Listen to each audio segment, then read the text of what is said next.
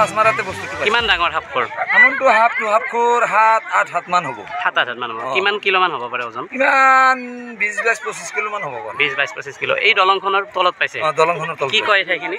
সেইখিনি চালঘৰ পাৰ কেগান দলং বুলি কয়। মাছ কোনে কোনে মাৰিছিল আপোনালোকে? মাছ মাৰিছিলোঁ আমি 12-13 জন মান মানুহ। কি কি নাম আছে? নামকেইটা জানো? নাম আছিল গোটেইকেইটাৰ নাম মই নাজানো। মোৰ নামটো মই ক'ব পাৰিম। হয় কওকচোন। মোৰ নাম মহম্মদ মাজম আলী।